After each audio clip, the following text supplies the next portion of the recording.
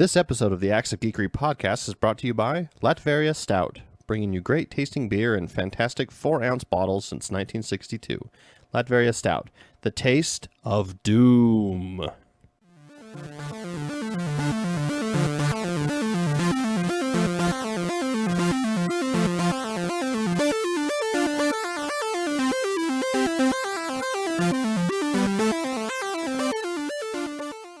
Ladies and gentlemen, it's time for episode 15 of the Acts of Geekery Podcast. I'm Corey. And I'm Scott. And we're the Brothers Geek here to bring you all the news, or all the things in the world of geekdom. All the news. All the news. Every bit of news. Even news you don't want to hear about. Yep, for example. Especially that kind of news. Well, actually, we'll get to, we're going to start the episode not with Dawn of Justice news. What? This episode is going downhill already. There wasn't much, okay, so not Salt Lake Comic-Con. We already had that. New York Comic-Con happened, and a lot of stuff came out of it, but surprisingly, nothing about Dawn of Justice or Age of Ultron. If they give any more, they're going to give away the whole movie. That's true. Actually, no, that's not true. I'm sure there's plenty of that. There's probably a ton that we don't know about. But they did talk about the Justice League movie, which is going to be coming in 2016, I think, or something like that. It's got the word justice in it. It's close enough to our beginning. Yeah, that's why I put it up front. Alrighty. Apparently, and this is all kind of rumor and speculation still. Conjecture. Yeah. WB or Warner Brothers hasn't confirmed it yet, but that doesn't mean it's not true.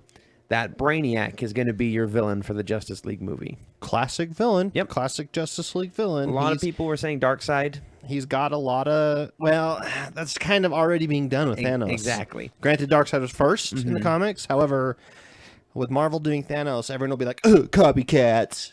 Yeah. Copycats. Yeah. Marvel is technically first in the cinematic Marvel doesn't world, have a Brainiac. I guess, well, maybe Ultron's kind of a Brainiac. Yeah. But Brainiac was first, long before Ultron. But apparently that signal that Superman sent out in Man of Steel that attracted Zod to the world. From the ship. From the ship also attracted Brainiac. And he's the one he did by accident. He didn't do it on purpose. He just activated the ship, and all of a sudden it was like, hey, I'm going to contact all kinds of things out in the universe. Yeah, he kind of bumbled through that whole movie, didn't he? Well, he was young Superman. He didn't know anything. Didn't know any better. Yeah. We also have a potential lineup for the Suicide Squad movie. I'm slightly disappointed in this. Yeah, I'm not too happy about it either. So the three main characters that it's going to be following are Floyd Lawton, a.k.a. Deadshot. Yep, which he's been in Arrow. He's in Arrow. He's got that weird eye thing that helps him target. He's basically very good at shooting. Like, you can one-shot pretty much anybody. Captain Boomerang, who is going to be in the Flash TV series coming up here in a bit. He's one of the Rogues. No, sorry, not the Flash. The Arrow. He's going to be in the Arrow. Isn't he? He's one of Flash's villains occasionally. Yeah, too. he is. He's not very often, but occasionally. He is occasionally. So he's going to be in there alongside Deadshot, and they had a good kind of repartee, I guess, in Assault on Arkham when we watched that. Yeah, the animated one that just came out. And then the third character, which was surprising to me, is Vixen, who is actually a DC superhero who was one time on the Justice League. Yes, she's she's the black cheetah lady. Yep, she's black. Like that. I mean, that really doesn't. That's not her superpower. No, that doesn't really. That's just how I remember her. Yeah, she can basically channel the energy of any animal. She's animal. She's the female Animal Man. Yeah, kind of. No, she is the female Animal Man precisely. Yep, because Animal Man can do that. So another DC. In one of the episodes of Justice League that she's in, her arm gets broken, and I think she channels like a reptile and heals her arm up really quick or something like that. I know she was dating Jon Stewart in that show. Yes, she was. One of the Green Lanterns. I think that might have happened in the comics. I'm not 100% sure, but and I think she was played by Gina Torres. Okay, It was Firefly's Zoe. Yep. And then you've Zoe got Deschanel. Firefly's Zoe Deschanel. Yep. She sung a lot. Yep, and she was quirky. Very quirky. Yeah. Very as quirky as Kaylee, the mechanic. Kaylee's awesome. I think that's my favorite character on Firefly is Kaylee. Probably. Wash. Though. Wash is a close second. close second. I think Wash is the best. I really like Kaylee though. We're getting off topic. Yes, we are. Back to the Suicide Squad list. And then they've got some other kind of they've got some other kind of throwaway villains. You okay there? Sorry. Wow. Wow. It's not an official podcast unless one of us hits the microphone or coughs into it or does sneezes or something weird. They got Blockbuster, who's just kind of one of your big heavy hitter guys. He's going to go out of business soon. Yeah. Then they'll replace it with Netflix. Yep. Multiplex, who's not going out of business soon. No. Who can basically duplicate himself into lots of theaters. Lots of theaters. Yep. He's the Multiplex.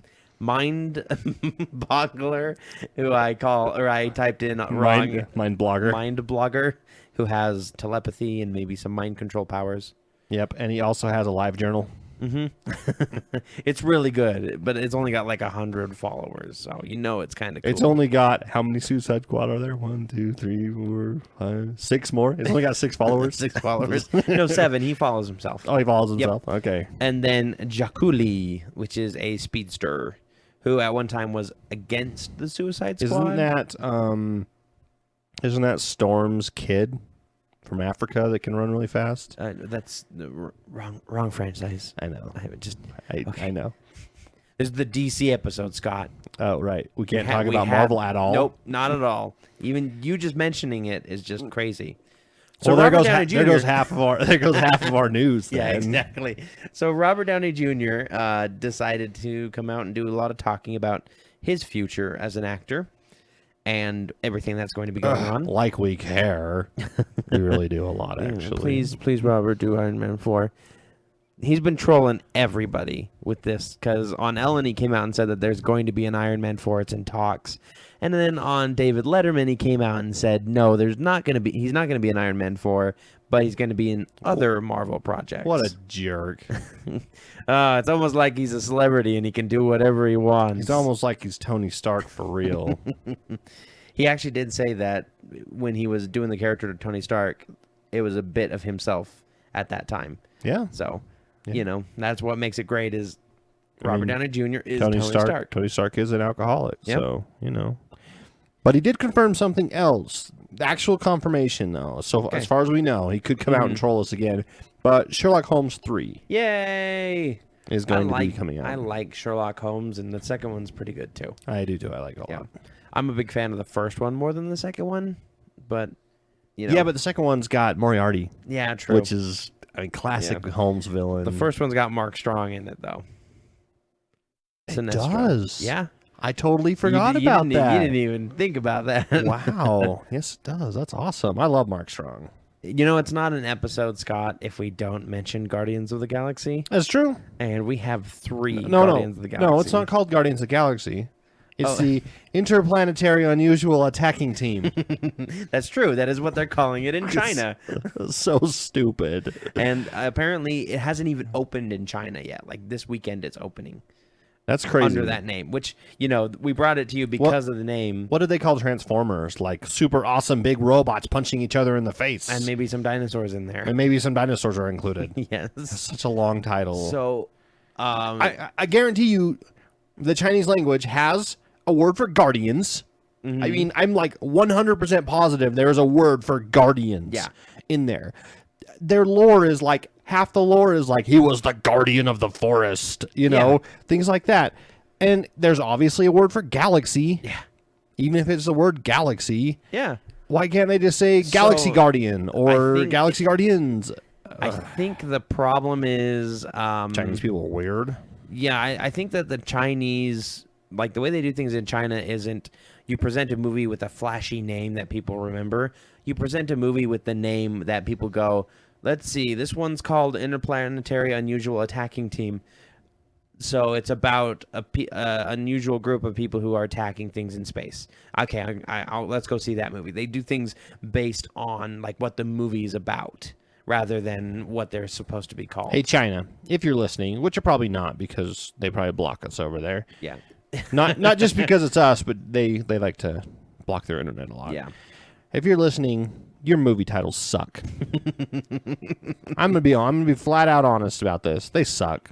I think they make much hilarity for the podcast, actually. So Yeah, I'm okay with them. They're funny because we're like, wow, they're so terrible, but they suck. That's just awful. They're just the worst. But if they haven't even opened in China, we're gonna see this thing increase worldwide to past 1 billion, I think. Yes, you're probably right. I mean, you got 1 billion people. Mm-hmm. Even if half of them went, it's going to be way over 1 billion. Yeah, exactly. It's going to be like 10 billion yen or whatever the Chinese use. Which converts to... Yang. Yang? Is it yang? No, I don't know. They have yin and yang. China would be the yang and Japan's the yen. Is this a yin province or a yang province? We don't serve your kind here. We don't serve the yen here. Also from Guardians at New York Comic-Con, they came out and announced that Guardians of the Galaxy will be getting an animated series this on Disney looks XD. Fan-freaking-tastic. We saw some test footage from the con, and it looks really impressive. You can check it out on YouTube. I believe it's just you just type in like New York Comic-Con Guardians and you'll find it. Yeah, some animated footage. New York Comic-Con unusual attacking, interplanetary unusual attacking team. Yep, you can type that in too. You'd probably find it as well. So, what would our podcast be in Chinese, Scott? Instead of the Acts of Geekery, yeah, it'd be like nerdy boys talk about stuff in basement. Nerdy boys talk about stuff in basement, and that is going to be our title. Okay.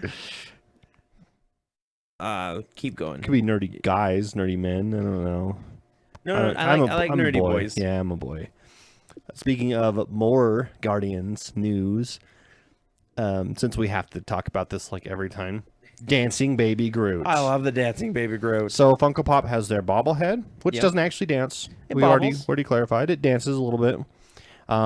There was that. The $80 put together statue that you recommended. That you can get that doesn't dance as well. However, there is going to be an actual dancing one. Oh, you going to get it? Yeah. Yeah. Yeah, of course. Even if it sucks, I'm gonna get it. Made by a company called Kid Designs. They teamed up with Marvel on this. And does it play the music too? It sings "I Want You Back" by the Jackson 5, and it's only $14. What? I know, right? You spent $80 on a statue, and now you realize you only have to spend $14 to get a better one. I would have bought them both either way. Yeah, it doesn't matter about money. I don't know. Money is no matter for when it comes to Dancing Groot. Hey, could you throw some of that money that's no matter to the podcast? No. It only matters for Groot. It's no matter for Groot stuff. Oh, okay. All right. Well, we talk about Groot on the podcast a lot. Yeah, well, you know. Let's see. Let's go ahead. We're going to go ahead and skip this little bit of news right here. We'll get to that when we talk about the review that we have to talk about today, the TV review. Yep. And we'll move on to Terminator Genesis will likely be PG-13.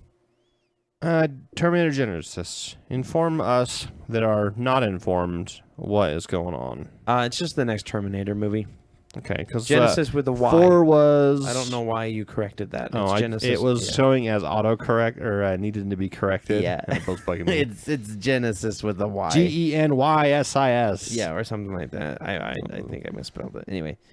The fourth one was... Oh, geez. Salvation with Christian Bale and the guy from... Oh, what's it called? Blue Aliens, You Hate It, On Pandora, the Moon. Avatar. Blue Aliens, You Hate It. That's the Chinese title. Blue Aliens That You Hate. And it happens on Pandora. I like that movie. I don't. I like it. I don't like it. You just don't like it because it's Pocahontas. No. It's already been done. No, I don't like it because I don't think it's a good movie. No, I watched half of it. I watched half of it not with the bias of I'm going to watch this and hate it. I watched half of it with the bias of I should really watch this and see if I do enjoy it. And hate it. And I hated it. What about Inception? That one was really popular. I never have seen it all the way through. Oh, fail. So anyway, Terminator Genesis. Yeah. Why is it going to be 13? Well, I mean, it's a good move for movies because that means you get more audience in. But you kind of lose some of the stuff that makes Terminator. But according to the director, he said that it's not. He would like it to be R because then he can Well, actually, I don't know why he would say he would like it to be R, because he's already done with the movie, and he says there's not much swearing in it. It's just a lot of violence, like movie violence. So Well, he's okay. talking about it like it's PG-13, not because to me the company's making it that way, but more because he's saying it just didn't breach the rated R. To me, swearing should not be what turns things rated R. Oh no. Horrible violence Yeah. should be rated R. Yeah. Like our rating system here in America is backwards. Have you ever seen this film is not yet rated? I have not. It is an amazing documentary on Netflix about the MPAA and how arbitrarily stupid it is. And if you come away from with any knowledge of that, it's how brilliant the creators of South Park are. Because when they were doing their Team America World Police movie, they have a puppet sex scene in there. And they knew that they were going to get an NC-17 rating for it. So what they did is they did like 15 extra minutes of footage with these puppets, like doing all kinds of sex acts that would make people like cringe. Okay. And then they sent it into the MPAA, and they said, okay, well, that's NC-17 because the sex scene is completely inappropriate. So what they did is they cut those 15 minutes out to what they actually wanted, and they sent it back saying we cut these 15 minutes out of the sex scene. Well, they got their R rating. Oh, smart. They're like geniuses. That is a good. I have not even heard of that. We are going to have to watch this documentary because you will love it. Yes, I love documentaries. But you're right. The MPAA system is completely arbitrary and ridiculous. Someone's head getting blown apart by a gun should get a higher rating than someone saying, "God damn it," or whatever. Tasteful side boob. Yeah, or tasteful side boob. But you know what movie is rated R? Dread. Oh, and rightly so. So good. It's such a good movie. Wonderful movie, and they are coming out with a mini-series, a Dread mini-series. Scott, I'm gonna watch it. Yeah. Are they gonna get Carl Urban to do it? They said that they're working on. They're in talks with him, but they don't know for sure yet. Because he's been in talks. He wants to do Dread too. He says that was one of his favorite characters. He loves it. He doesn't care that he can't take the mask off. Yeah. That he loves that part of the character. That even if you don't know who he is, he's able to portray it and be completely exactly. And he's done wrong. TV shows before. Unlike Sylvester Stallone, who is the law, which decided, let's do 2 minutes of movie with my helmet on and then take it off for the rest of the time because everyone needs to see my half stroked out face. Yeah, it's true. You kind of Sylvester Stallone, you look better with the helmet on. Yeah, he kind of looks like he's had a stroke. Yeah. So that's gonna be exciting. It's all gonna be streamed online for free too. It's not gonna be through any network or anything, which I like that trend of things being streamed online. Streamed where? Do we know where? We don't. We only know that it's coming. So I'm sure as things get closer, we will find out more about it. Also coming from New York Comic Con, Daredevil footage was shown, Scott. The Netflix series. Yes. And they revealed a couple pictures from the series. What do you think of these pictures? Ninja Stands on Rooftop. That's the name of the show. That's the Chinese name. That's the Chinese name of the show. So one of them guy wears ruby glasses. Yeah. One of them is Matt Murdock and his ruby glasses talking and everything. And the other Who's the actor? I never looked that up. I did not find it. He's been in Charlie Cox. Yeah, Charlie Cox. He's something. He's some kind of TV aficionado, actor, or whatever you want to call it. Yeah, and then the other picture is Daredevil on a rooftop in kind of a he's got copy. like a super dark suit with a very slight hint of red. They're kind of doing this like with the Flash TV show. It's like a dark maroon rather than a bright red like the Flash is, and Arrow's got a dark green rather than a bright green. And I get that they're trying to be more like realistic and stuff. Edgy, but sometimes I like it being super campy and and that kind of thing. And so he's got this really dark bodysuit on of some sort. It's not very tight or anything. It's not like in the other one where it's skin tight. Yeah. And his mask is basically it's Iron Fist's mask without the eye holes cut out. Yeah, it's it covers his nose and his eyes, and it's a big bandana basically. So, which I don't know. That's not his final costume though. Okay, that's like his first draft. Like, you know how Spider-Man. Hopefully he gets a new. Once he meets Edna Mode, he can get a new costume. That's where that all comes from. And we need to get no capes. Honestly, since Disney owns Marvel now, they should say, hey, why don't you make Edna Mode your costume person for the Marvel comics? That would be awesome. I would be okay with that. Yeah. All right, so Charlie Cox is probably best known for his work in Boardwalk Empire as Owen Slater. Okay. But you will know him as Tristan from Stardust. Oh, yeah, okay. Yep. So which is an awesome movie, by the way. Go watch it. We talked about it in the sci-fi episode, 3 back? Fantasy 4 episode. back? It was fantasy, that's right. Yeah. 3 back. 2. 3. 2. Well, 1. If you're listening to this one, the previous one, it's like 2 back. Yeah, whatever. Our fantasy one. Go listen to them all. Yeah, you should. Yeah. Why haven't you? Yes. Why are you? You're disappointing us. If you we're your podcast parents, and you're disappointing us. We're not mad at you. We're just disappointed. We're just disappointed. If you already have listened to the episodes, go back and listen to them again. We could use the views. yeah. Spread them out to some friends. Have an Acts of Geekery party and listen to us all. All right, Scott. So, if there's something strange in your neighborhood, who are you gonna call? The police. Okay, but if there's something weird and it don't look good, who are you gonna call? Still the police. Okay. What if? You know what? Never mind. Ghostbusters 3 has been finally confirmed. A director and writer. The writer and director. So basically, the people who brought you Bridesmaids and The Heat. Both funny movies. Yep, 2 very good movies. Which is good, because Ghostbusters is supposed to be a comedy. Yep. It is not supposed to be a fantasy or a horror or anything like that. Yeah. It is 100% comedy. And you don't really realize that until you watch it a couple times. And you're like, holy crap, this is actually a comedy. Yeah, it's supposed to be funny. Okay, I get it. Yeah. But Bridesmaids and The Heat, both very strong female characters. And Ghostbusters 3 has been confirmed. Do you think they'll get Melissa McCarthy as a Ghostbuster? That would be perfect. Because she's in both the Bridesmaids and The Heat. I think that would be hilarious. I don't know, it'd be pretty funny. But maybe Sandra Bullock. There's going to be an all-female cast. Let me get to that part of the news. All right. You keep like, how about this person? How about this person? How about this person?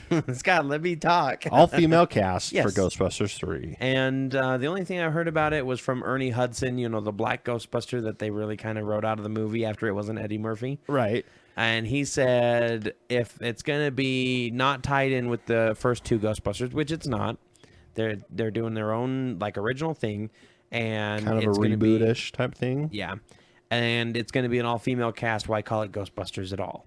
Which is the only thing I heard. And I say to that, no, they're still going to have the same things that the Ghostbusters are known for. Is he an old? How old is he? I think he's in his 60s or something. Yeah, he's probably a misogynistic old guy. Yeah, probably. Women, they can't bust no ghosts. That's a man's job. Ghostbusters. They should get back in the ghost kitchen and bust the ghost sandwiches or something. Oh, jeez. It's not me. It's Ernie Hudson talking. How dare you, Ernie Hudson?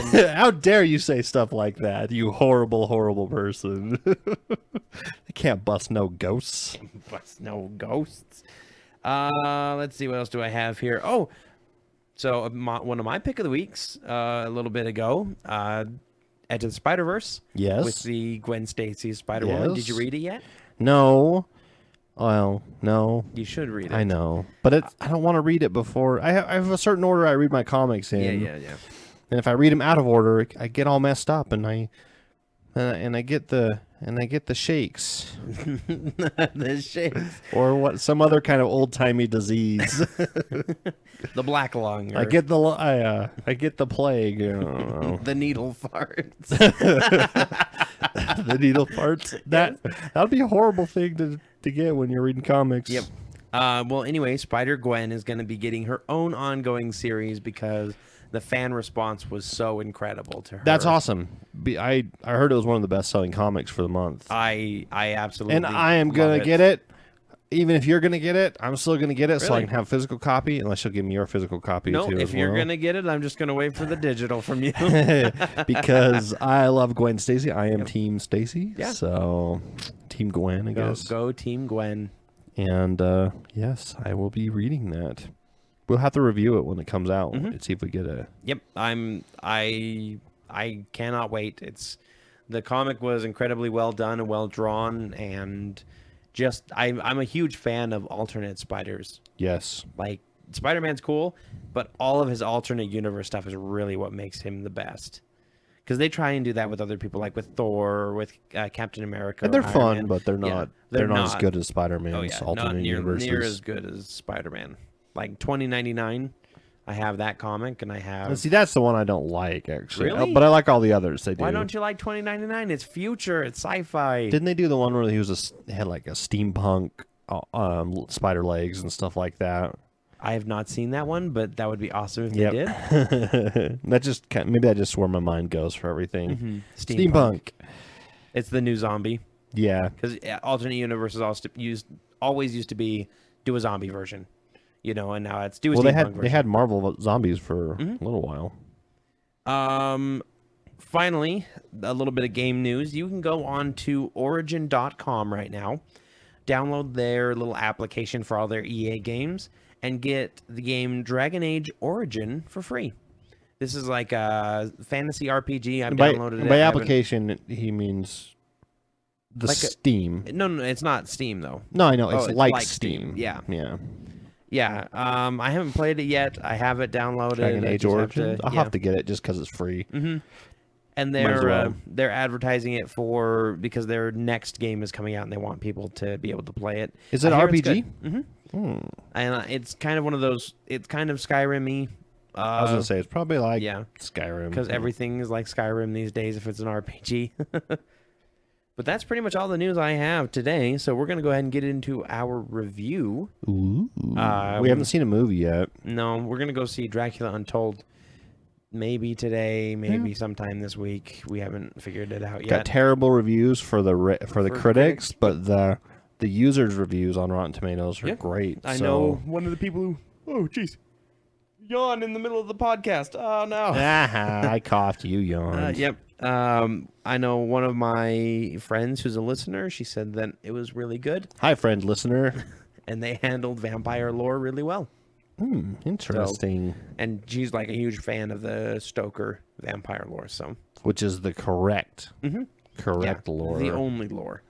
No, I mean there's been lore for thousands of years, but true. Stoker went out and actually did some research and tried to find. He didn't just make up his own sparkly ones. There's no sparkles. They don't burst into flames when they hit sunlight. They just don't like it. Yeah. Except for I think they do burst into flames here. Like I think. Okay, I mean that's kind of like that's become a staple for vampires more than anything else, because otherwise they're a little too powerful. Technically, I hate to say this, but technically Twilight is closer to the lore than like True Blood.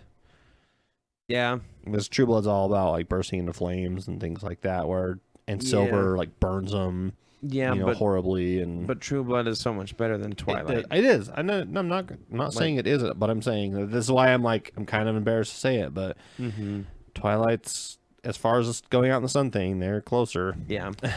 And the sparkle sucks. You know what? I still don't condone Twilight to people, though, Scott. That's just no. No, I condemn it. Don't ever watch it. Yeah. I've never seen it, but I've heard enough and saw enough stills and clips that I don't care anything about it. It's not good. I have horrifying post-traumatic stress disorder from watching that. Oh, really? Yep. So teenage and angsty and. Anyways, on a lighter note, our review.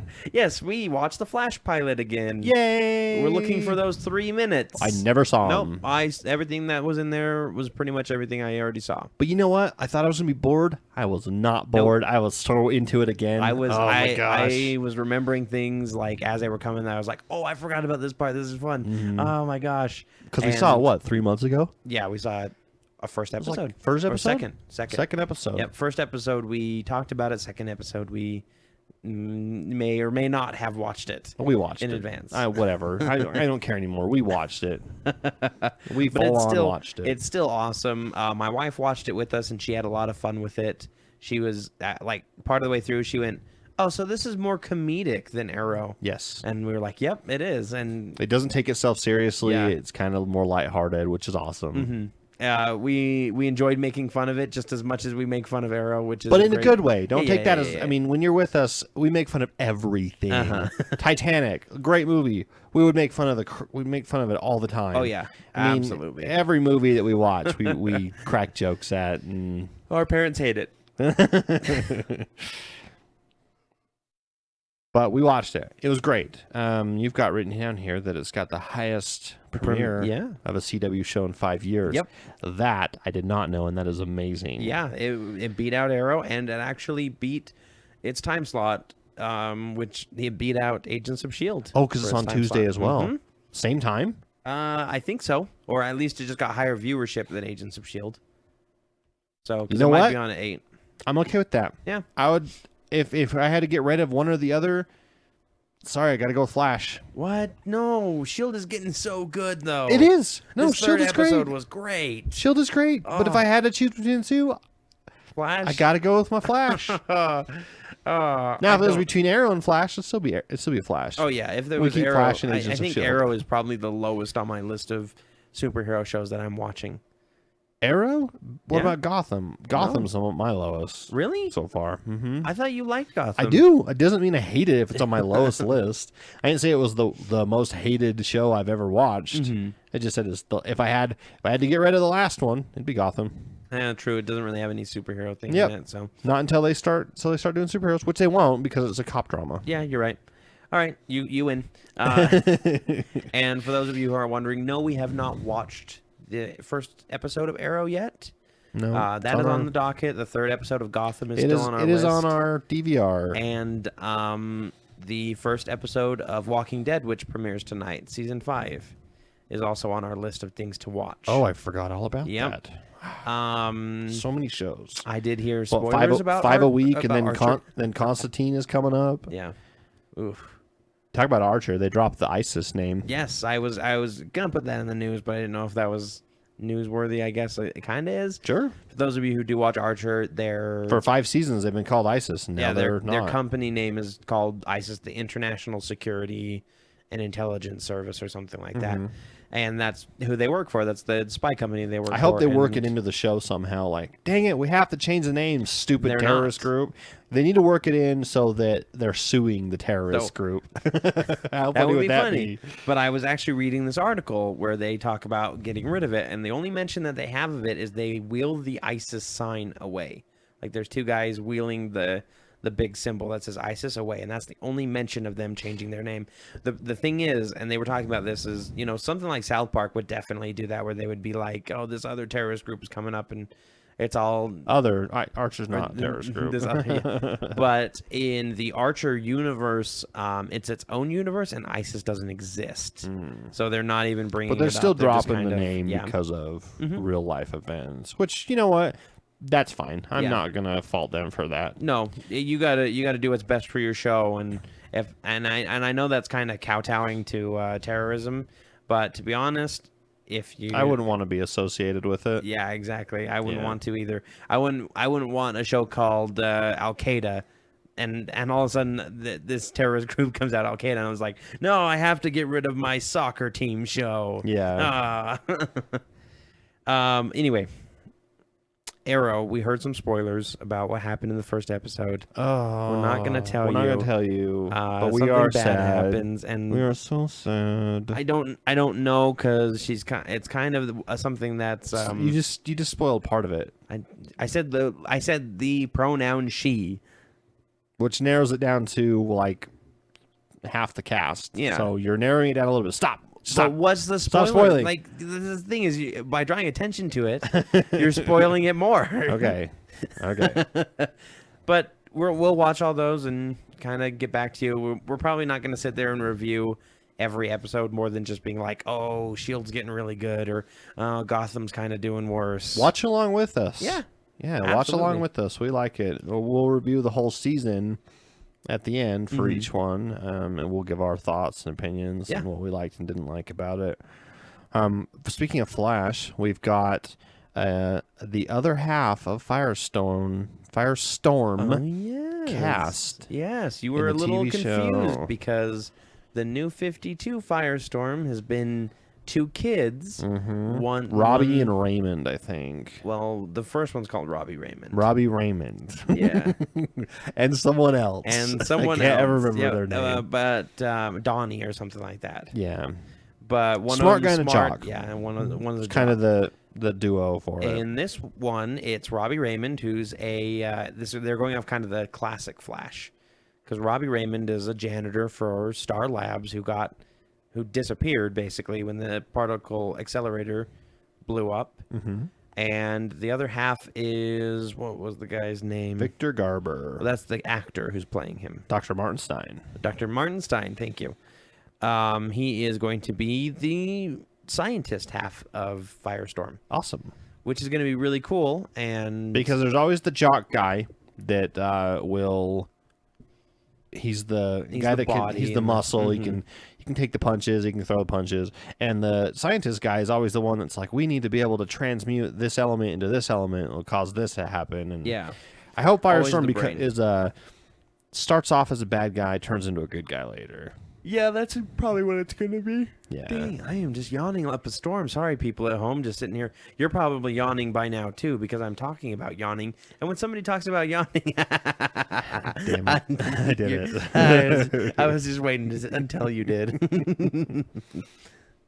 But that's exciting. He's probably going to start out as a villain and turn into a hero.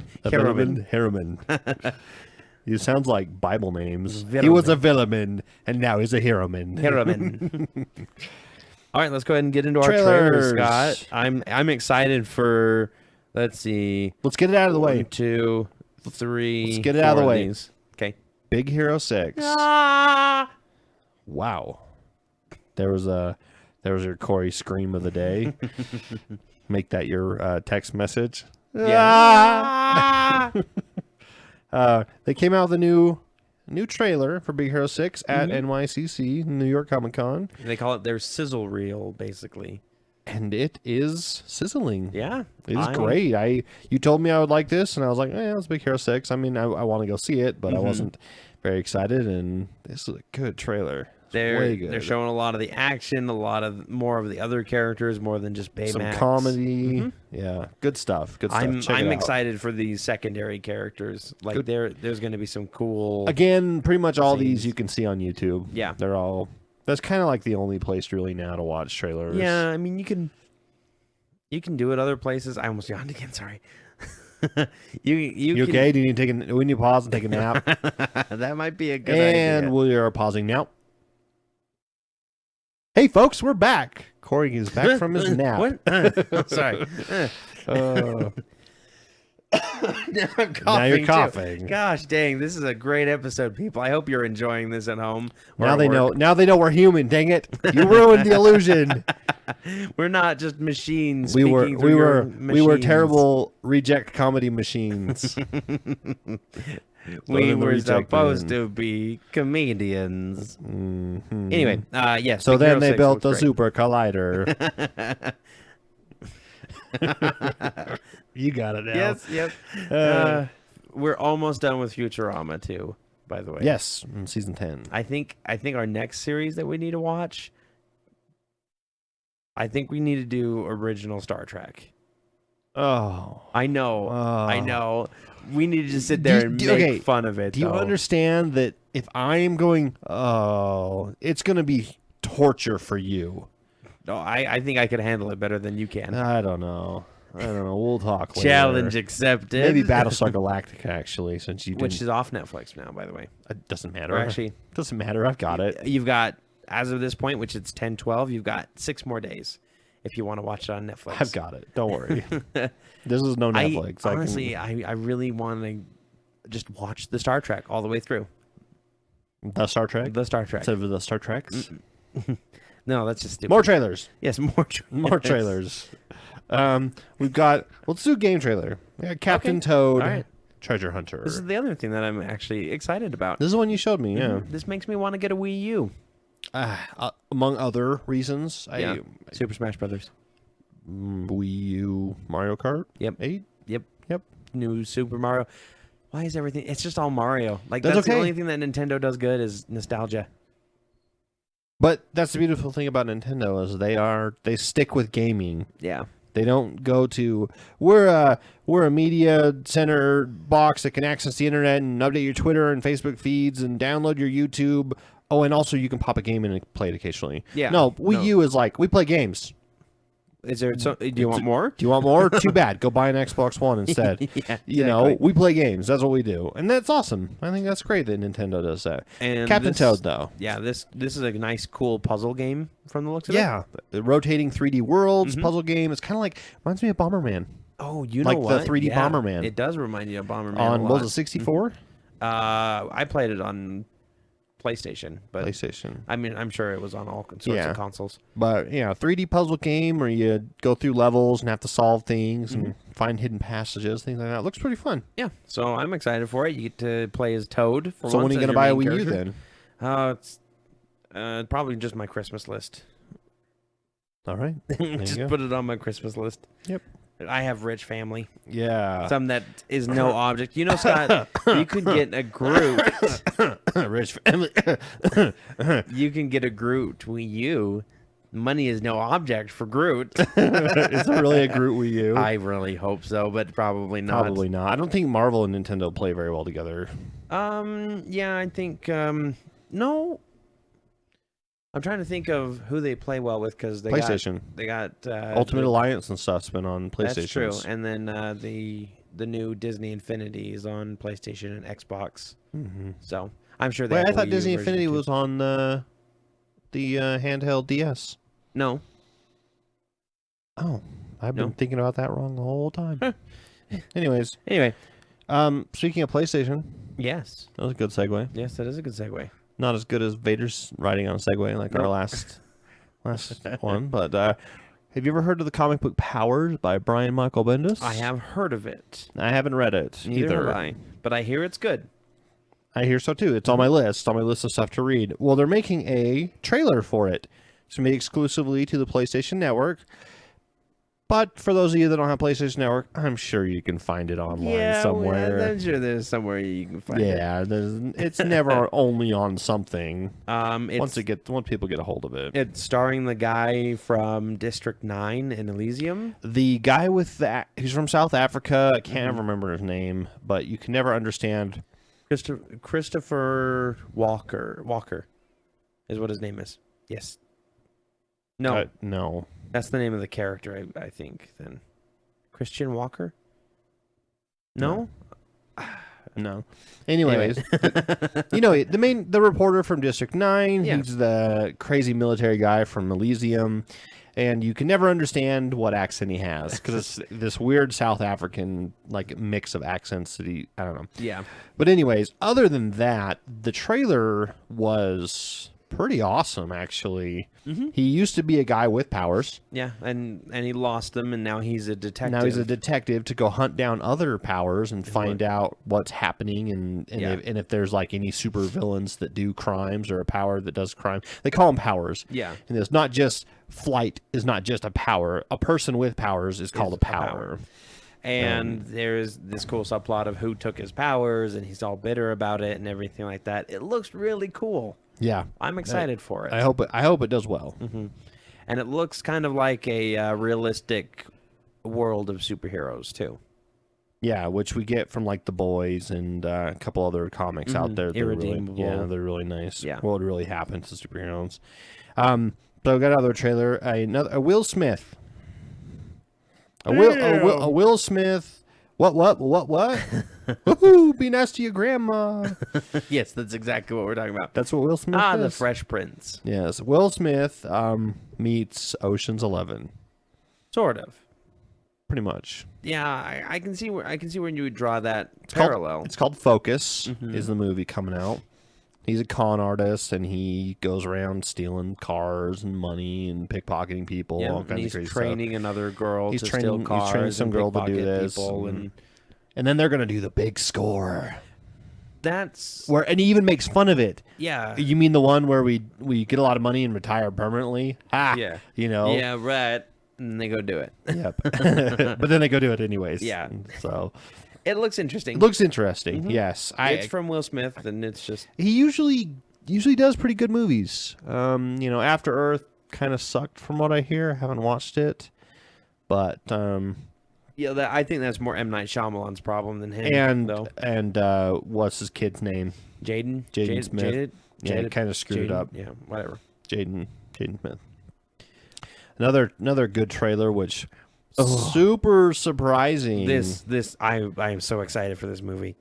Tomorrowland. Yes. So Tomorrowland, which if I can give you a little bit of information about it, this was a movie that was in the kind of like the rejected script box of the Disney Vault, basically. Okay. Where Disney has like all these scripts that they were tinkering with, but they kind of just put away for other stuff.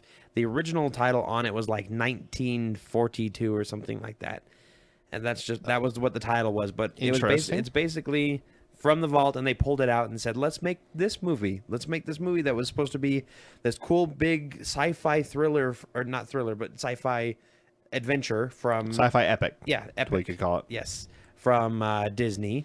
And let's make it now. It's starring George Clooney and some Disney kid that I don't know who she is, but that's fine. She's probably from like the House of Mouse or whatever they call that now. I don't know. And she basically finds she was in prison and she gets her stuff back, but she gets this mysterious pin with a big T on it for time to go to Tomorrowland.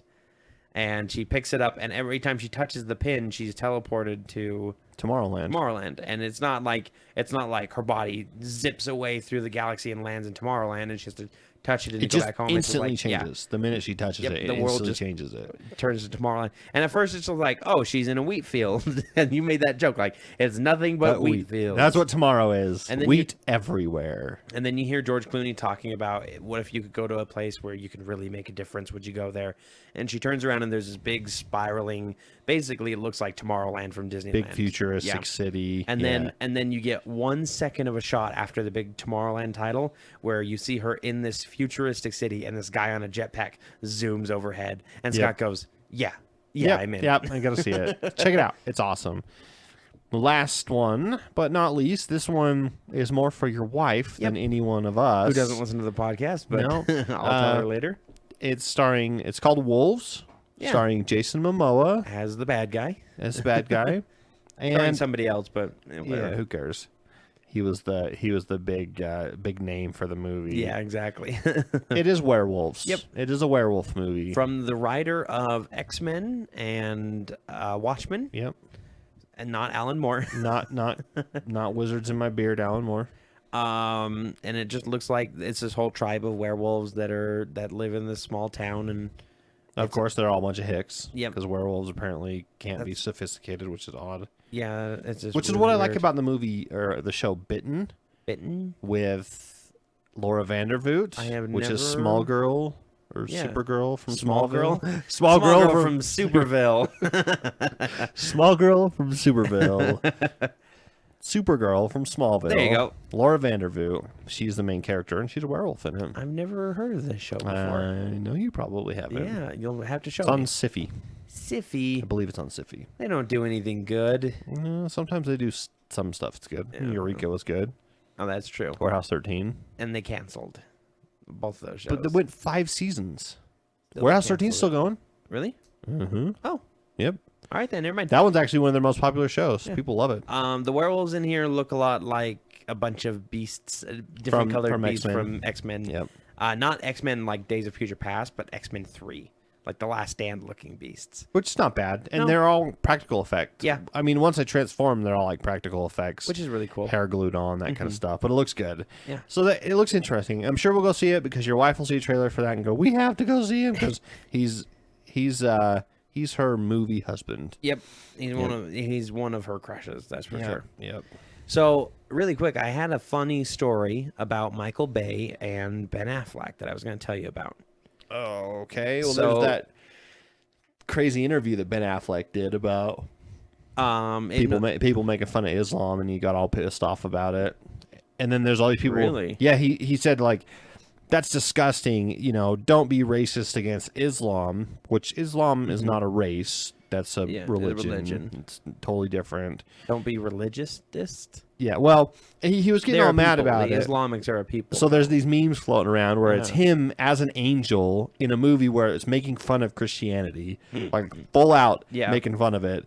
And it says, don't make fun of Islam. Making fun of other people's religions is bad. It's got Ben Affleck as some angel or something. So anyway, get your foot out of your mouth and be good because you're new Batman. Yeah, you got to be Batman. You're going to get dropped. If you don't keep your mouth shut, they're going to drop you. They're going to replace you. Drop you like yesterday's lunch, or drop you like that pen you're holding when you find out that old people have touched it.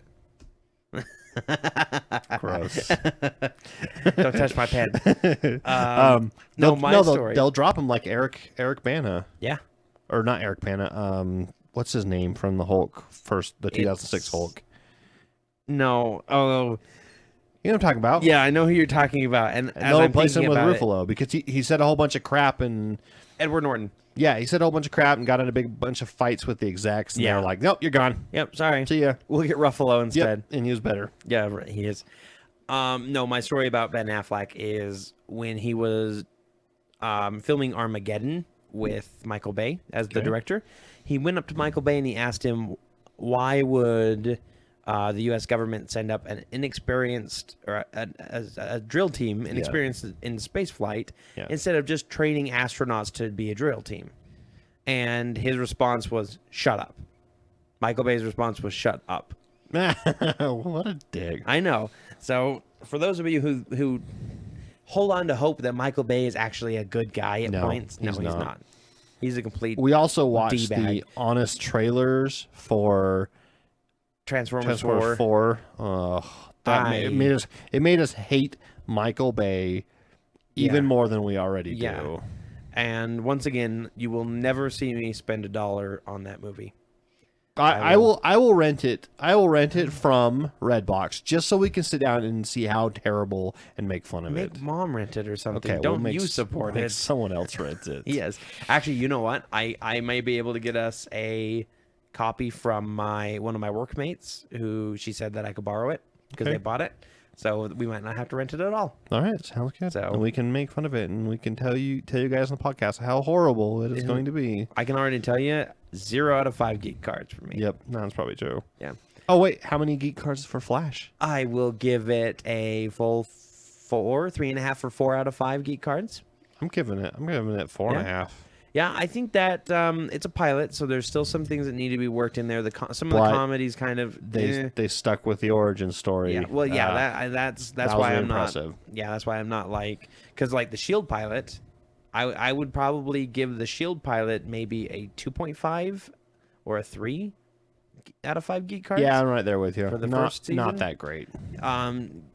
Because and pilots usually are that way. There's very few pilots that you're like, I'm totally into this show from the pilot.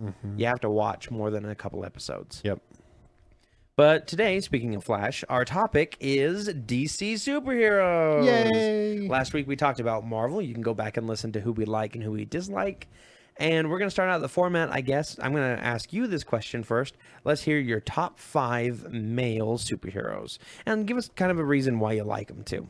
Not just superheroes. Or just top 5 DC characters. DC characters in general, which happen to be all superheroes mostly. So. Then let me go ahead and put Jimmy Olsen as number 5 on my female list.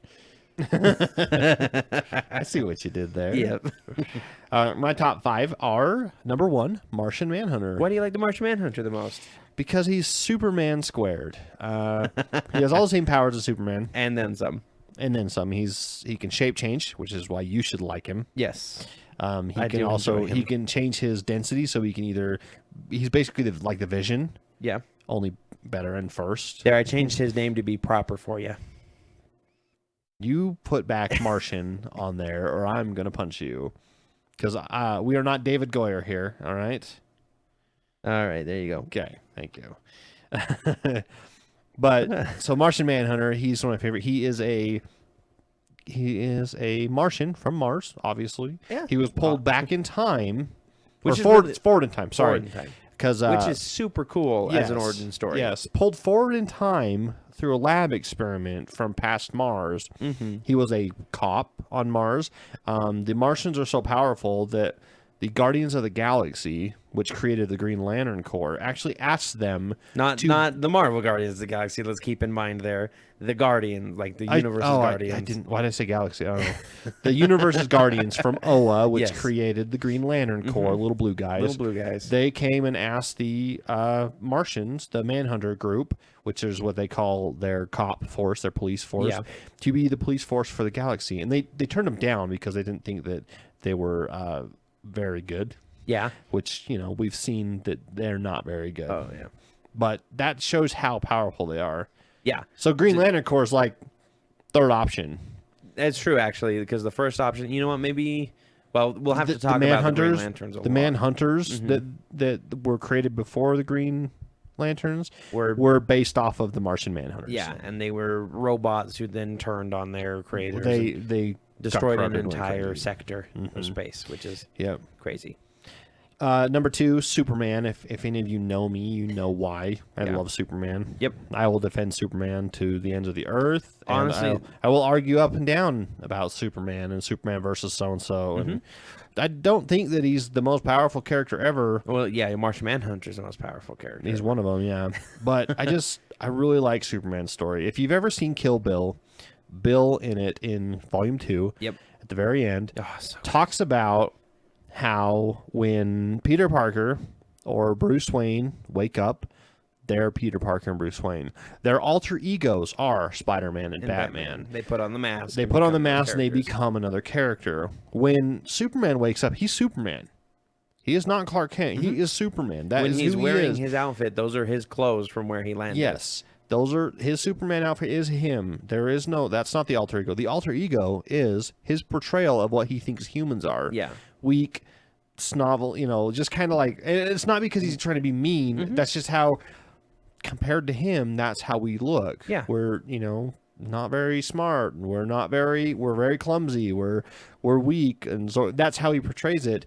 And Bill also, he says it much better than I am doing. I'm not doing it justice. I think you like Superman for the same reason that I like Captain America, is he's that symbol in the DC universe as Captain America is in the Marvel. He is integrity. Superman's also the first superhero. That's true. Like, you can't really discount that. I mean, he is, besides like ancient, mythological beings and stuff, like as far as in media and in recent lore, he is the first superhero.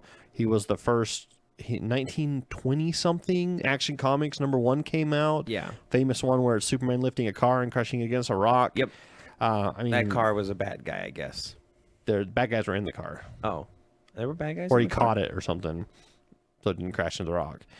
But he is the first superhero, so he's the epitome of superhero. When anyone wants to make a superhero, they copy Superman. I mean, Marvel's done it with a couple different ones. At least 3 different ones that I can think of off the top of my head. Yeah. And pretty much every single comic company out there, Boom, Image, Dark Horse, they all have their Superman analog. Yep. It's created by Siegel and Schuster. Yep. I don't know their first names. I just know their last names. And I'll agree with you. He's not on my list because I have some other people and on you my knew list. that I would talk about him as well. Number 3, Aquaman.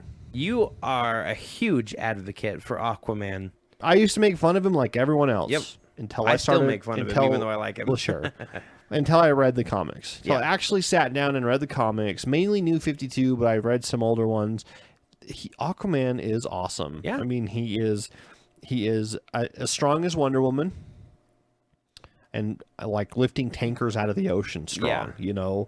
He has impenetrable skin, so he can't be shot with bullets and stuff. I mean, he can swim. He can swim almost as fast as Superman can fly. Yeah, and the whole talking to fishes thing. It's not actually he talks to them.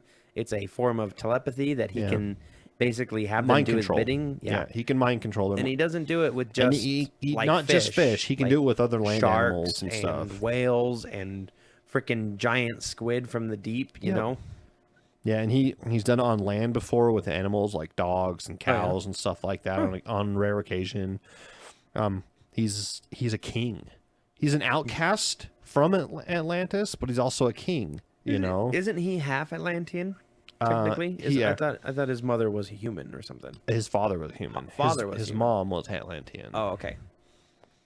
So this kind of brings up a good point. That was number 3 on my list, but we're talking about him, and we need to do we need to do in each episode. We need to do an origin, just like maybe like a quick couple minutes, little segment about Aquaman. Here's his backstory. Here's some notable, things that he's done. Here's his powers. Here's his name. Here's some of his, who he's related to, things like that. And then people can get to know. Because I've had a couple people say, I listen to your podcast, but I don't understand everything you talk about. Wait, you listen to a geek podcast and you're not geeky? That's awesome. Yeah, welcome aboard. Yeah, welcome to Geekdom. We will continue to strive and help you understand geekdom. We'll be your Willy Wonka and help you through this factory of geekery. No singing. We don't sing. What's your number 4? My number 4 is a Green Lantern. Started as Green Lantern. Yes. Guy Gardner. I have a Green Lantern on my list. He was actually choice number 2. Have Hal Jordan. So every ring, when a Green Lantern dies, a ring goes out and finds a replacement for that Green Lantern, for that sector, for the Protector. Sector Protector. When Abin Sur was the guardian of Sector 2814, which is Earth, died or was dying, he sent the ring off to find someone who was courageous, who had really strong will, and who would be a good protector for that who could sector. overcome great fear. Yes. And it went to Hal Jordan. But the ring also finds others just in case. Yeah. In case Hal Jordan dies, in case they can't find him, something like that. Guy Gardner was second in line, basically. So he was the next choice. He's a high school football coach, I think, isn't he? No, he was a cop. He was a cop. I thought Boston. he was a retired cop turned high school football coach. That's possible, but I know he was I think he got kicked out the force. Oh. Again, we need to do origin stuff. But Guy Gardner, he is not your typical Green Lantern. No, he's kind of a loose cannon. Yes. Like he gets called into the Green Lantern chief's office and all the time. Who talks about how he hasn't got Mendoza yet and he's a loose cannon and everything. So he's one of my favorites just because he's not the typical Green Lantern. He's not like like Hal Jordan. He's not like any of the other Green Lanterns out there. He really doesn't give a crap. He also the Guardians try and get him to do stuff and he flips him off with a giant green finger. Yep. Or I believe there's a comic where he presses his naked butt up against the watchtower after they kick him out. Yes. Because he was pissed off at Batman. Yep, in space. He moons him in space. And I think there's actually one where he pisses off Batman so bad that Batman actually punches him out.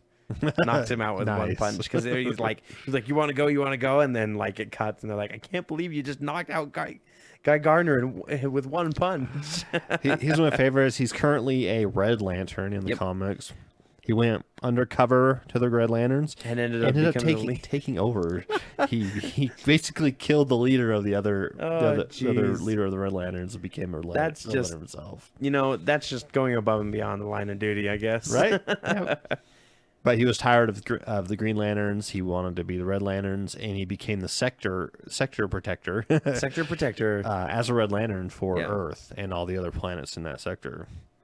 And he basically kicked the Green Lanterns out. Yeah. He said, "This is mine. I'm going to protect Earth. You go do your own thing. Earth is with me." Last on my list, but not least, Flash. Flash. He's... I love the idea of a speedster. Yep, he's fast and he's fast witty. enough to travel through time. He's fast enough to punch Superman. I mean, he's faster than Superman by far. If anyone could go toe to toe with Superman, it'd be him. Or Martian Manhunter. Of course. But you kind of see a theme. I like really powerful characters. I don't know why. I just do. A lot of people read comics because they want to relate. They like characters they can relate to. Yeah. And to me, I read comics to be out of the world, out of the comic or out of the real world. Yeah. I want to be pulled out of my life. If you I want wanted to to be pulled read into real world stuff, you would I'd go read the news. Yeah, exactly. You'd go read CNN. Yeah.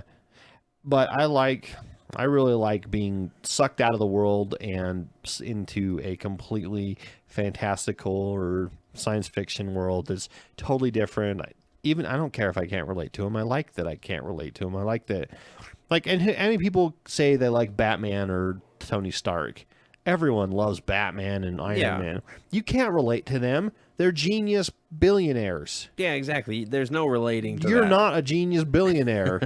There are very few genius billionaires that can relate to them. Bill Gates can be like, Pretty much. I relate to Batman and Iron Man. Except for he's not a playboy, so no, he can't. Oh. But he's a billionaire genius. Yeah. So, yeah, I mean, not really. If you wanted to relate to someone, Spider-Man might be closer, even with his superpowers. Yeah. Because he's a poor photographer. Yeah, he's pretty much the everyman. So. Yeah. But even then, he's a genius as well. Uh-huh. It's hard to relate to comic book characters, and that's awesome. I like the fact that they're not relatable. They're a fantastic story. Yes, exactly. And not fantastic as in awesome or great, as in or for. out of the ordinary, out of difference. So, okay, so number 1 on my list. for your mail, Yep.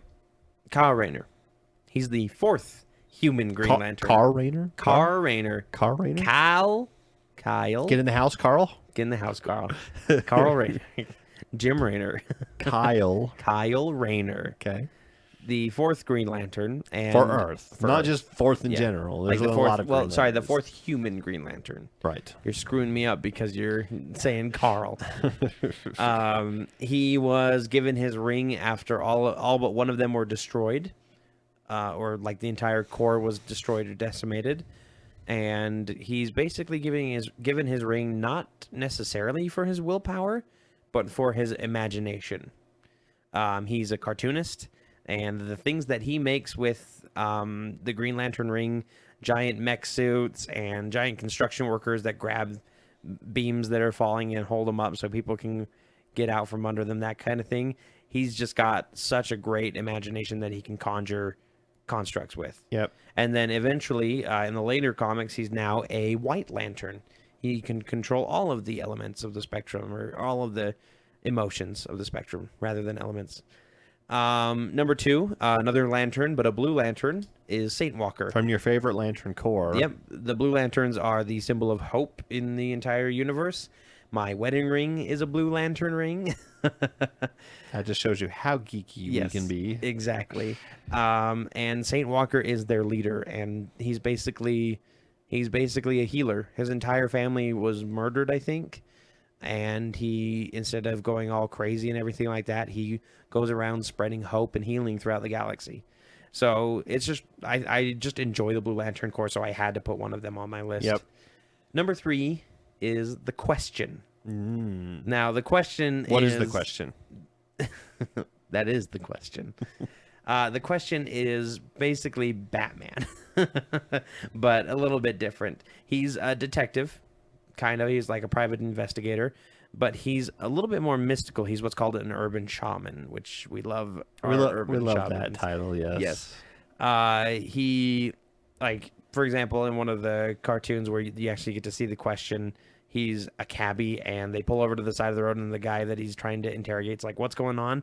And he starts playing this music on the radio, and it creates this kind of smoke in the car that allows him to change into his question outfit, which is basically your classic Dick Tracy gumshoe look, with the trench coat and the blue hat and everything, but he just doesn't have a face. It is completely blank. Yeah. So I like the question just because he's a character who's like really mysterious, and I wish they'd give him his own comic and everything, or his own TV show. Yeah. He was on Justice League. Was it Unlimited or the first one? Unlimited, the second one, and he was played by the same person that plays Shren off of Star Trek Enterprise. He plays the Vorta from Star Trek Deep Space Nine. Yeah, Jeffrey Combs. Yeah. And a whole bunch of other things. And he's got just a really unique voice, and he's paranoid. He's super paranoid. Yeah. He thinks that there's conspiracy theories and everything. For example, there is a part where he's in a warehouse and he pops the top off a container and he looks in and he goes, I knew it. There's 22 flavors, and it was ice cream. Yep. And that's how paranoid he is. Yeah. Like I think it was like Ben and Jerry's or something like that. Robbins. Or Baskin Robbins. 21 flavors. 21 flavors. But he's like, I knew it. There's a 22nd flavor. Yeah, and that's the thing is, he's a huge conspiracy theory nut, but they're always right. Like, everything that he talks about ends up being true in some regard or another, or he uncovers something even more sinister in it. So that's why I enjoy him, and just the voice of Jeffrey Combs works really well with that character. Number 4 is Shazam. Shazam is a character, and I'll get into a little bit with this later with my female list. Played by Shaquille O'Neal, by the way. I just no, we're talking about Captain Marvel here, Scott. Oh, right, Yeah. right. AKA Billy Batson. Billy Batson. And what I like about Shazam, and like I said, I'll get into this a little bit later when I talk about one of the characters on my top 5 females, is that he's a kid in superheroes clothing, basically. Because when he says Shazam, he becomes a full-grown adult, except for in mind.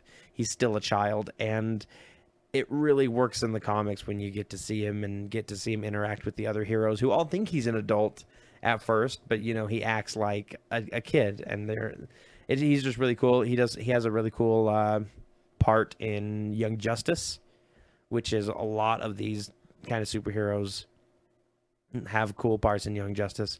That's kind of the main place where you see all these DC comic characters: Young Justice and Justice League. Yep. So both great animated series. Mm-hmm. We watched through them both a couple times. Yeah. And really like them. They're on Netflix right now.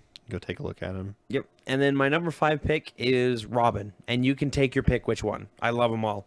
At first, Robin looks like a character who's Damian Wayne. Yeah, I even like Damian Wayne. I even like the Damian Wayne Robin. I do not like the Damian Wayne Robin. I know it's crazy, but I love him. At first, Robin was this character who was like the boy sidekick with the short shorts and everything, and kind of some weird gay tendencies in there, you know. But he's developed into an amazing character. You've got Dick Grayson, the first Robin, who eventually becomes Nightwing, and kind of has this older brother feel for the entire Robin clan. Yeah, because he is the oldest. Yeah, he's the oldest, and he's the one taking care of everybody and everything like that. And he's kind of the one who steps up when Batman's unable to. You know, he's the one that they go to when they have emotional problems with Batman or something, because he's like, yeah, I know exactly what that's like. I've dealt with it before. Then you've got your Jason Todd, which was your second Robin, who was killed by the Joker and then brought back to life and turned into the Red Hood. Yes. And I'm a big fan of Jason Todd because he's the punk brother. And if we're going along with this theme, he's the punk brother who just like, yeah, he doesn't really care. He wears a jacket and rides off on his motorcycle. Mm-hmm. You know, yeah, he shoots people and kills them. Yes. Then you've got Tim Drake, aka the Red Robin from the Teen Titans. And I think Tim is kind of the middle child of the Robin family. There's 4 of them, so you can't really have a middle child, but he's kind of the neglected one. He kind of went off and did his own thing early on, and Batman really didn't bother to stop him or anything like that when he went to create the Teen Titans and everything. But he seems like the most well-rounded out of all of the Robins, which is cool. And then, of course, like you said, Damian Wayne. And Damian Wayne's the younger brother that everybody didn't know that they had, and is a complete and total dick. And he kind of acts more like an adult than any of the other Robins because he was raised around adults. Yeah. You're also forgetting another Robin. I'm not, because Carrie Kelly is a female. No, we're only talking about males right now. Oh, right. Okay. So I'll burn through my top 5 females, and then we get really into our topic. Number 1, Wonder Woman. Okay. She is supposed to be, this is comic canon. Yeah. She's supposed to be the perfect woman. Yep. I mean, who doesn't? What more can you ask for? How can you not have somebody like that in your number 1? Yep. I don't have her on my number 1. I know. Number 2, Power Girl. Wonderful character. Absolutely actually awesome. Incredibly strong female character, and not just in brute strength. And that's the thing, is a lot of these DC characters, people complain about them being overly sexualized. Power Girl being one of the prime examples, because she's got big boobs and Well, she's curvy. She's a big girl, but not in that, not overweight or anything. In a very attractive way. She's a big girl. But she talks about it in the comics, and they've written about her, and a couple different writers have written about it. She says, I know I have big boobs. Yes, I know I have a window cut out of my suit that shows cleavage, but I am female. I'm strong. I know it, so I'm going to show it off. And that's cool. And other than the fact that she's absolutely stunning as far as a comic book character goes, that, like, her personality is awesome. It's fantastic. She knows what she wants. She's powerful. She can go get it, you know. Wait, you've got a repeat on here. No, I do not. Supergirl is Power Girl. No.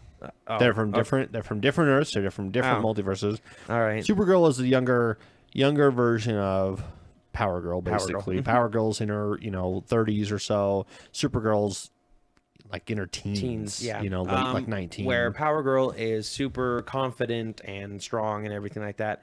Supergirl's still strong, but she's very shy. And she's also a teen. She's kind of like, she's going through awkward teenage years. I don't know why she should, and she's better looking than any teenager on Earth, exactly. As far as that goes. But I just like her. She's part of the super family. I like the super family. I really do. Yep. So there's number 3. Where's Crypto on your list then? That we don't have a top 5 animal superheroes. We should have a top 5 animal superheroes. Animal Man would be on there.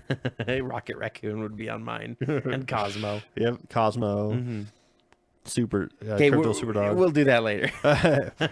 Number 4, Starfire. Another highly sexualized character according to some people. Yeah, I mean, and I agree to some point, but she's an alien princess from another planet. Yep. She doesn't have the same kind of moral customs as not us. even morals, the same kind of like hang-ups about sex or body or anything like that humans do. Yeah. And that's why people don't like her, because she's written as an alien. And this is what would happen, that we would find an alien species sometime in the future that are super into that kind of stuff, and people are going to think that they're they're horrors or they're terrible or whatever, but they're not. That's just their culture. Yeah. Whatever. She's also incredibly strong. She was a slave for most of her life. And now she's in command of pretty much every situation that she goes into. And she's on a team with Red Hood and Arsenal, which is also Speedy or Red Arrow, whatever you want to call him. And they have some awesome stuff going on. A lot of space. They can go into space and do cool stuff space adventures, and then because she's from space. Yeah, so and then cool mystic adventures because of Red Hood. Yep. Last but definitely not least. Oh, definitely not least. One of the favorites for most cosplayers, Harley Quinn. Wonderful character. That's why I'm disappointed that in the Suicide Squad lineup, because she's not there. She is the Suicide Squad. She makes it. I'm sorry, but she's the best part of it. Yep. Probably my second favorite DC comic at this point. Yes, is her comic. Fantastic. We got to talk with the artist at Comic-Con, which was awesome. He's a wonderful way cool guy. Yep. He's the one that draws her, and she has a lot of fun in her comic, and it's just a blast. Yep. Just love her relationship, like with the Joker, and she's just crazy and fun. There you go. My top 5. Number 1, Power Girl. I think she's an amazing character and awesome. Just generally awesome. Plus boobs. Number 2 is actually for me Batgirl. The only other Bat on our list. Like, we didn't have Batman on any of our lists or anything like that. And we'll get to that. Yeah. Batgirl, and there's been a few different Batgirls, but the one I want to focus on is Barbara Gordon. Yep.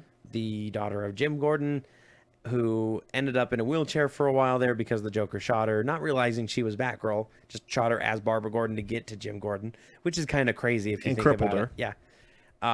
And she's kind of just been a kick-ass character her entire time. Gail Simone does some amazing work with her in the New 52. Gail Simone's the writer for her new comic. Number 3, Harley Quinn. We talked about her. Of course. Number 4 is Zatanna. Totally forgot about Zatanna. Yeah. Wonderful character. She uses magic. She's basically a magician. Backwards magic. So she speaks backwards. Yep.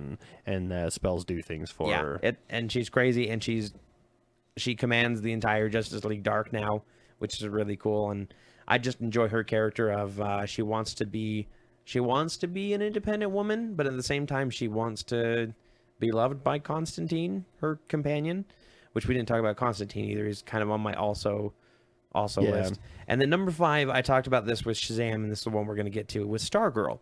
Stargirl is a teenager who took the staff of her father or her grandfather, who was Starman, and also a belt that allows her to fly. That's how she can fly. I thought the staff allowed her to fly. The staff manipulates energies. Oh, okay. So she can shoot, energy bolts and things like that. But she donned a costume and she started being a teenage superhero, caused some problems with her family life and everything like that. She has just really cool moments. She's kind of where you like the Martian Manhunter, I like his counterpart in Stargirl when they work together on Justice League of America. Yeah, because they're both in Justice League of America together, and they're kind of a good opposites of each other. But I think she's the greater part of that team, where she's learning a lot about being a superhero from the Martian Manhunter. So she's kind of the rookie, and he's kind of a father figure to her. Yep. Which is really cool. Yeah. And he actually has a lot of good connection with her as well. Because his family's gone. I mean, they died, as far as he's concerned, millions of years ago, because he got pulled forward in time. And so he has no family, and so he kind of looks up, watches over her, keeps an eye on her, helps her out. Yep. Which I think is really cool, the way they write that together. Yeah. All right, let's talk about some things we don't really like. So, DC Universe. DC Comics. Well, let's do a little both. I mean, we did our favorite superheroes, of course. But DC Comics, the opposite of Marvel, the first comic company. Yep. That came out. The very first comic was, of course, Action Comics, and then Detective Comics, and then they started working towards them. They've got your big 3 iconic characters. Yep. You'd say these to anyone, and they know who they are. You've got Superman, Wonder Woman, Batman. Yep. I mean, not necessarily in that order. Yeah, they're the big 3. Everyone knows who those 3 are. They don't know Wonder Woman's backstory, but they know who she is. But they know the other two's backstory. Everyone pretty much knows it. So, as far as comics goes, they were innovators. They started the comic scene. They created characters.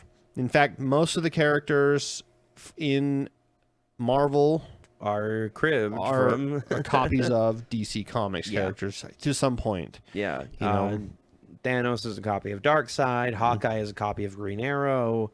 You've got, who else? Oh, I had a whole list in my head. I just drawing blank, but there's a lot of different ones that DC Comics. I think, was Lizard or Killer Croc first? I'm sure Killer Croc was first. But I mean, just lots of little things like that. DC Comics are a lot more light than Marvel. They're not as dark. They're not as trying to make things gritty. They're more upbeat. They're more hopeful. Yeah, they're more about, hey, this is a superhero world and crazy things happen, but it's all fun or it's all in good taste. It's all and just sunshine and rainbow. Yeah, where Marvel does less of a like hopeful world. DC Comics does that, where like things are gonna be better. They're gonna get better. They're, all the colors, all the artists are drawn. The colors are drawn brighter. Even the darker comics like Batman are brighter than like even the Avengers. Yeah. As far as comic colors go. Yeah, absolutely. Which I like the difference between the two. I enjoy DC more than I like Marvel. The they DC both have world their ups is and downs, of also course. more fantastical in their cities. Metropolis and Gotham don't really exist. Keystone City, Starling City. Coast City. Yeah, Coast City. Those are all fake cities that are made up for the comic book. Yeah, Marvel uses more real world stuff. Which is kind of cool in DC's part, because they can do more to it then. Yeah. They can totally level a city, like Coast City gets destroyed.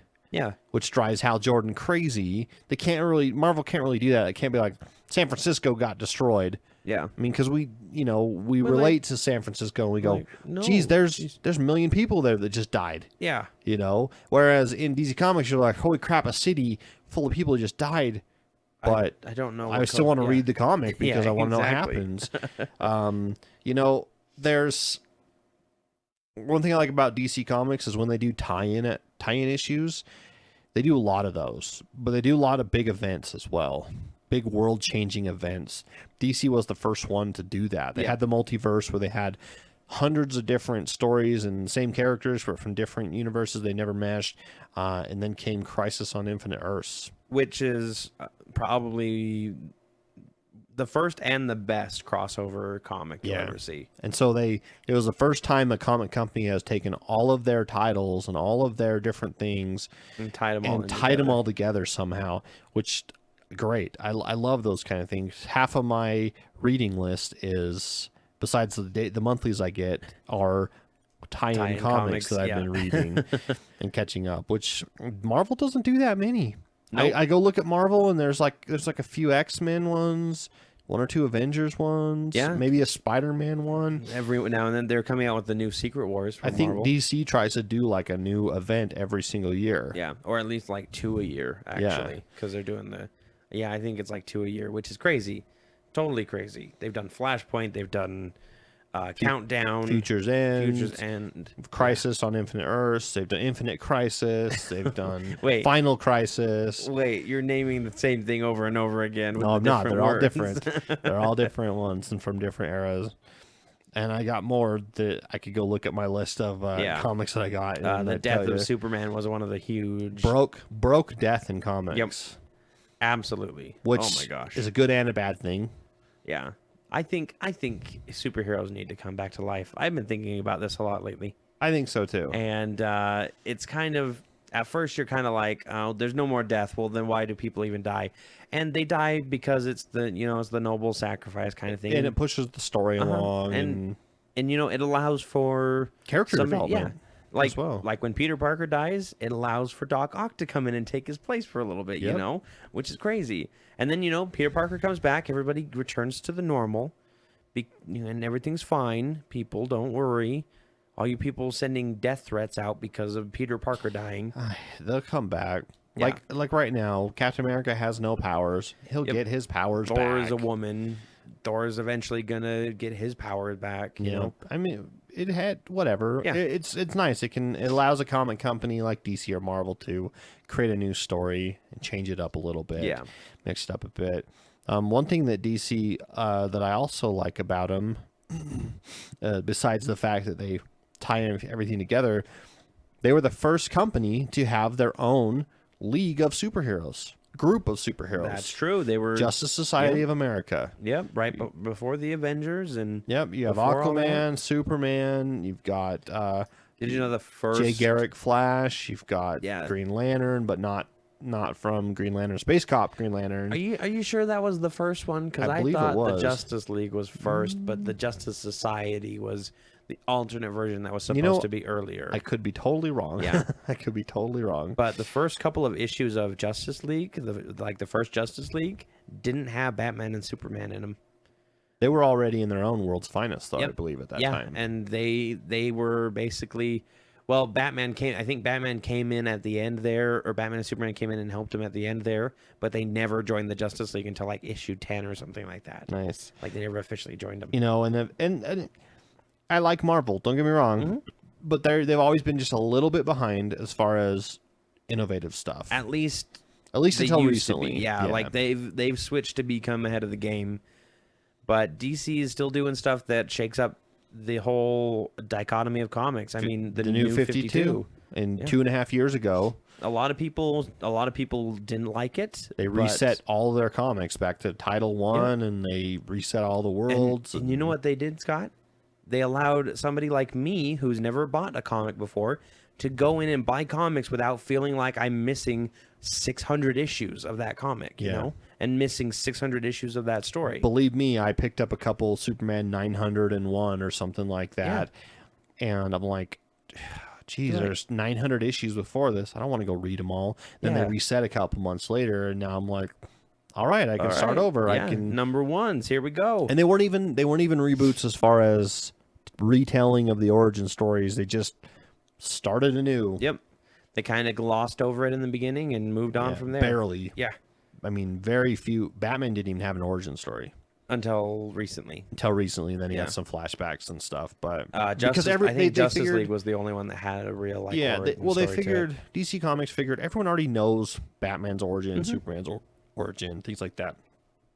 So we're not going to retell them. It's just kind of a waste of time. Yeah. But I love DC Comics. It got me back into comics. I still read Marvel, but not as many. I got way more DC comics. I have way more DC comics too. Yeah. I think after this podcast, I'm gonna go read comics. Maybe take a nap too. Probably take a nap too. I am super tired.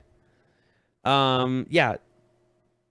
I have to say that I think the DC universe kind of meshes a little bit better, and it prevents me from hating any part of it. Like for Marvel, I can be like, yeah, I really don't like the X-Men side of it. I'm not a big Fantastic fan of Four, or I'm not a big. But for this one, it's like, yeah, I'm not too big of a fan of Batman, and we'll start off by saying that.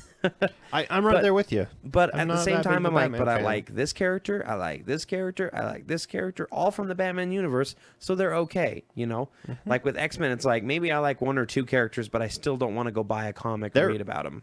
There are very few characters in the DC comics that I absolutely cannot stand.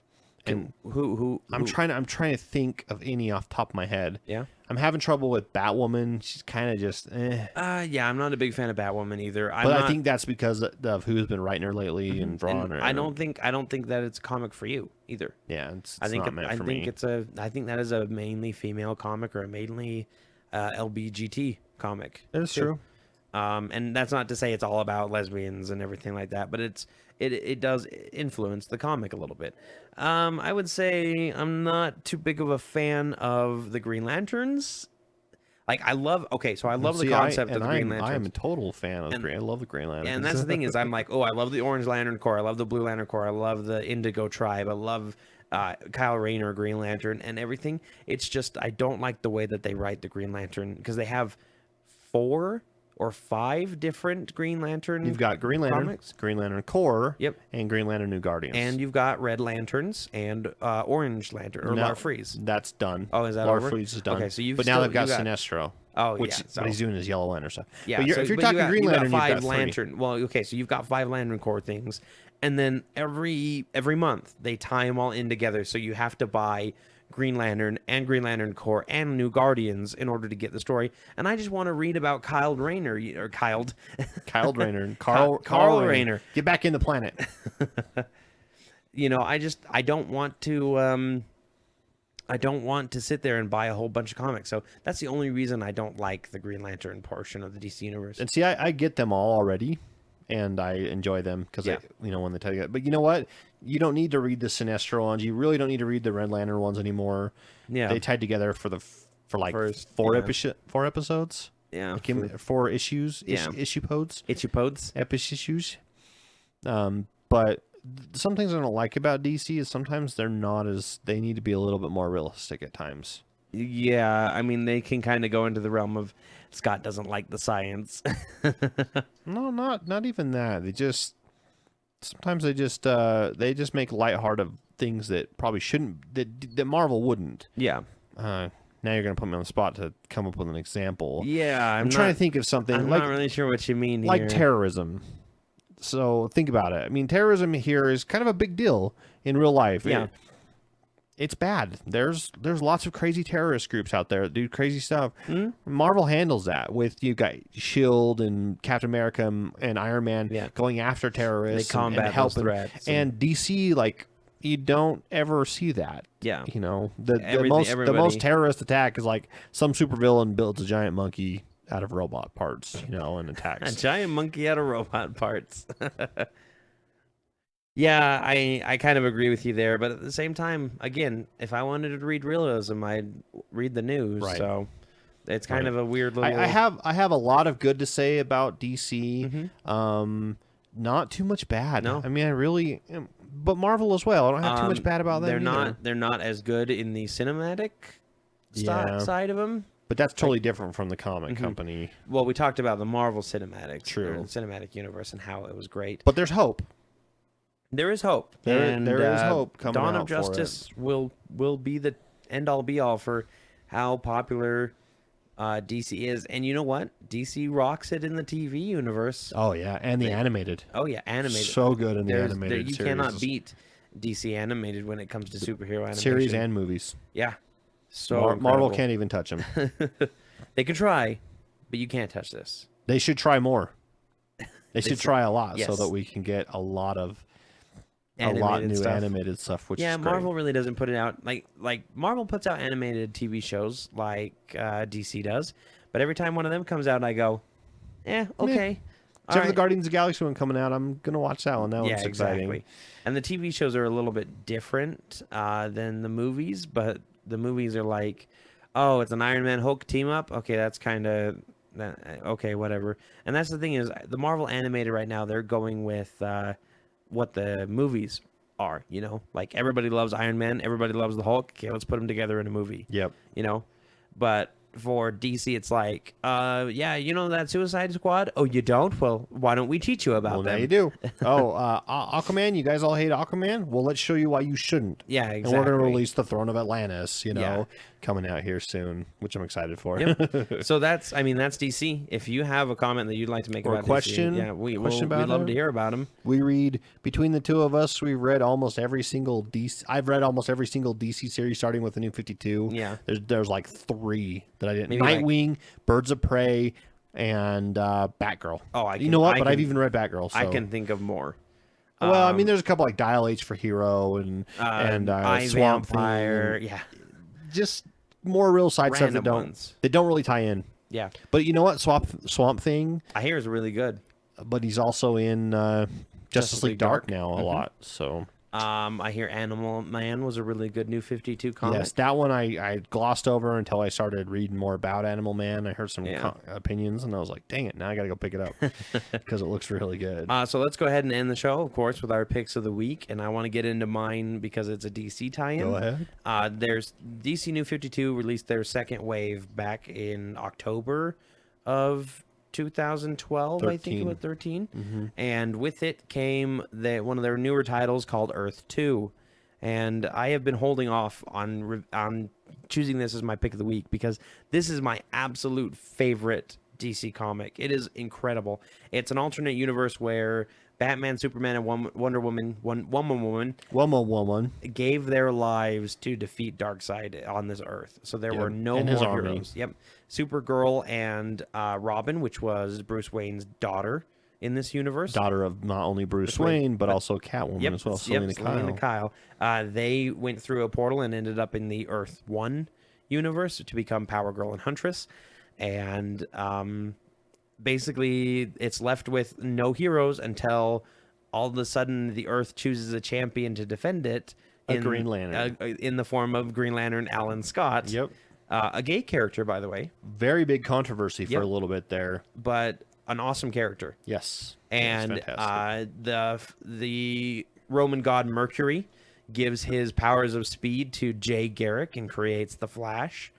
And you get to see Hawk Girl. And basically, this is the Justice Society, the new Justice Society, like we were talking about earlier. And there's a new Batman who happens to be a spoiler alert. And and he's a much older Batman, much older than Bruce. Yep. Very. Yeah, I'm not going to do anything. Also a Wayne. Yeah, also a Wayne. It's true. Martha Wayne. Martha. Actually, you know what's funny? The Flashpoint Joker is Martha Wayne. Wait. Yeah. Is Flashpoint Joker a girl? Yes.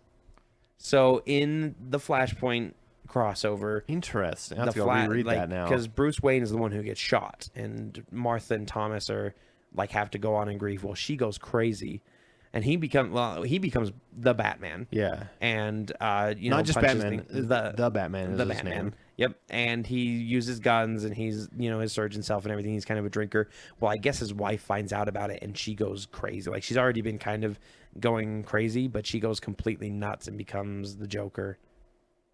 I did not catch that. Yeah, I don't know why. I did not realize it too. Somebody else brought it up, and I was like, or maybe it's a theory.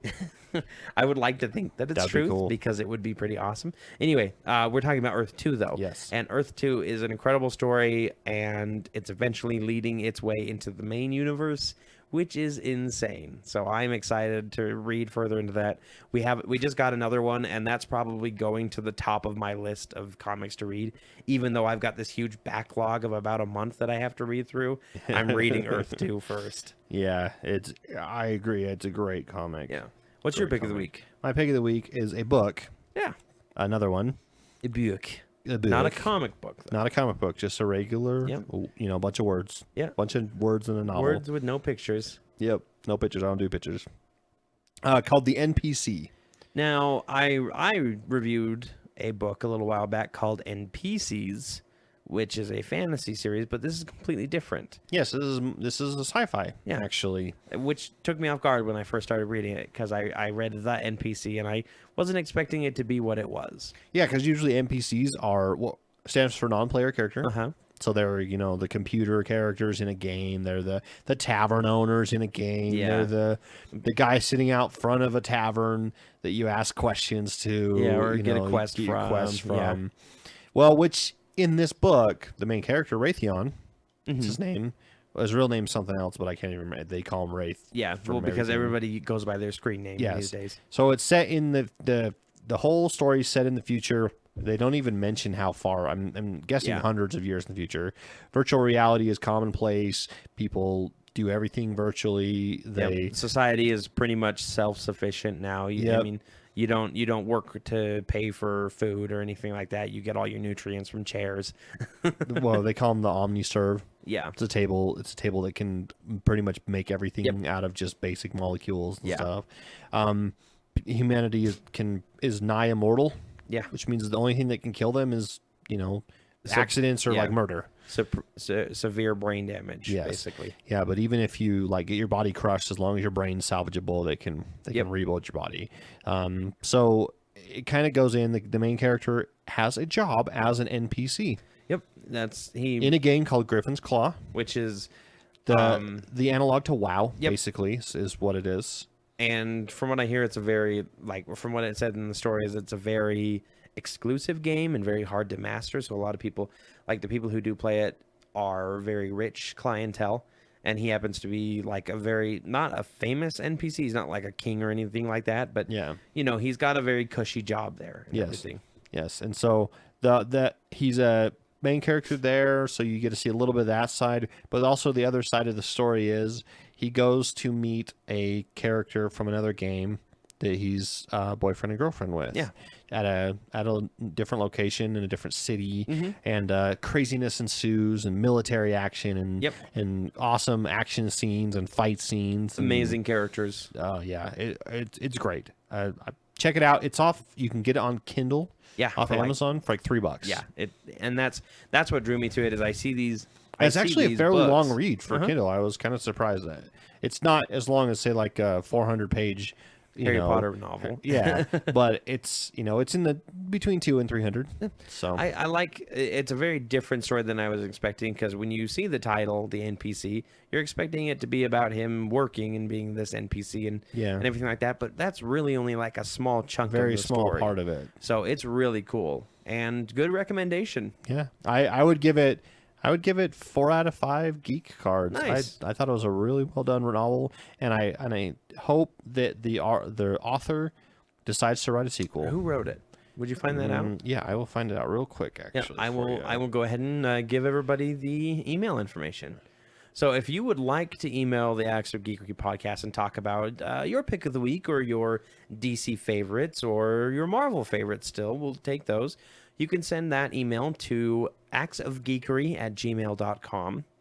You can also go to our Twitter page and tweet us. Yep. Yeah. At Acts of Geekery. Or hashtag Acts of Geekery. Yep. Don't use... I almost put .com in there again. Yeah. Ugh. Yeah, don't do actsofgeekery.com. Or you can go to Facebook at facebook.com/actsofgeekery. We have a page there. You can just put a comment. Or we do have a YouTube page, youtube.com/actsofgeekery, but we haven't updated it because we have terrible internet here and it takes forever to upload videos. So maybe someday. Maybe someday. If there's YouTube Not listeners Sunday, out there. Someday. If there's anybody who wants to listen to it on YouTube rather than download the podcast, let us know and maybe we'll work on it. So the NPC was written by Thomas A. Gilly. Thomas A. Gilly. Good name. Good solid name for a writer. Good writer name. Good writer name. Good author name. Well, that's going to do it for this episode of the Acts of Geekery. I'm Corey. And I'm Scott. And we are the Brothers Geek. Keep geeking out. See ya.